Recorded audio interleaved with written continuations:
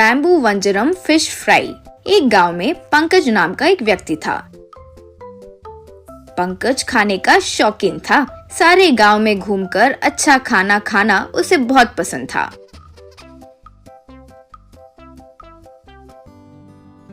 एक बार पंकज की माँ पंकज से, रे अब कौन सा गांव जा रहे हो, यूं पूछी। तब पंकज, माँ अब मैं कहाँ जाऊंगा वो डिसाइड नहीं किया, लेकिन ऐसे आराम से बाइक पर कुछ किलोमीटर घूमूंगा। रास्ते पर कुछ अच्छा खाना मिले तो खाऊंगा, यूं कहा। तब उसकी माँ, ये खाने का क्या पागलपन है रे तुम्हें, यूं बोली।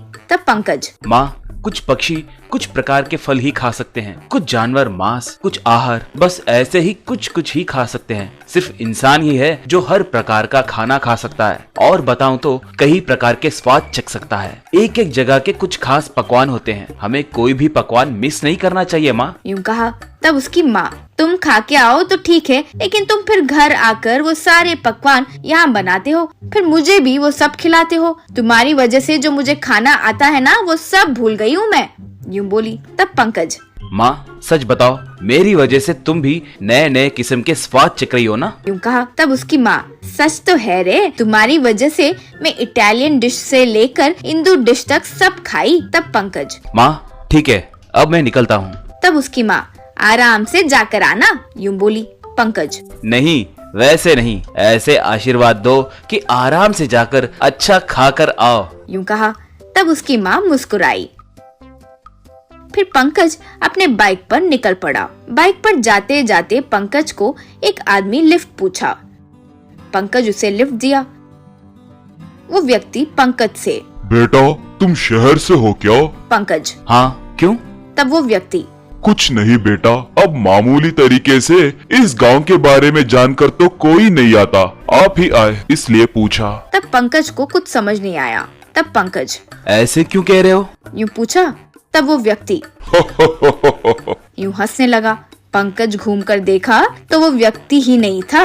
पंकज का दिल थम सा गया। पंकज क्या करे समझ नहीं पाया। गाड़ी को वहीं रोककर इधर उधर देखने लगा। हे भगवान, ये कैसा गांव है? बाइक पर कितने किलोमीटर किस तरफ जा रहा हूँ? बिना देखे आया, मैं ही पागल हूँ। वहाँ माँ मुझे कितनी बार बोली कि ध्यान से रहना, फिर भी मैं नहीं सुना। यूं अपने आप को डांटने लगा।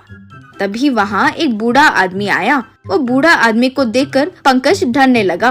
तब वो बूढ़ा आदमी, अरे बेटा यहाँ देखो, वहाँ मत रहो, इस तरफ आओ, यूं कहा।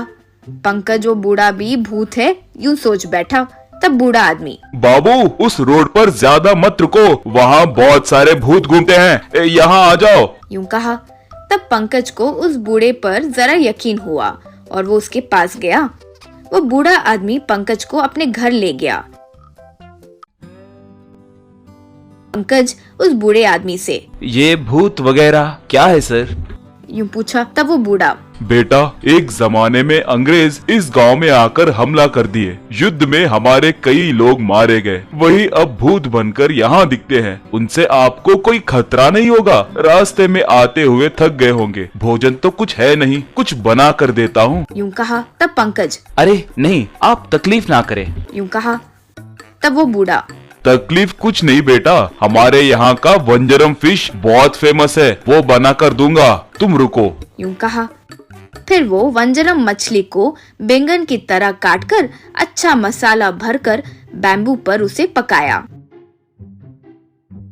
तब पंकज, दादाजी आप खाना बनाओगे यूँ बोले तो मैंने सोचा क्या ही बनाओगे, लेकिन अब देखने से ही मुंह में पानी आ रहा है, यूं कहा। तब बूढ़ा आदमी पंकज को बैम्बू वंजरम फिश फ्राई बनाकर बैम्बू पर रखकर दिया। वो खाकर पंकज दंग रह गया। पंकज उस बूढ़े आदमी से, दादाजी मैंने अच्छे स्वादिष्ट पकवान कहाँ मिलेंगे ऐसे ढूंढते हुए जा रहा था, लेकिन ऐसे एक झोपड़ी में कभी नहीं खाया। वैसे बैम्बू वंजरम फिश खाऊंगा ऐसे कभी नहीं सोचा। मैं जो भी मछली के डिश खाया उसमें ये नंबर 1 है दादाजी। यूं कहकर बैम्बू वंजरम फिश फ्राई खा गया। वो दादाजी से उसे कैसे बनाते हैं वो सीखा।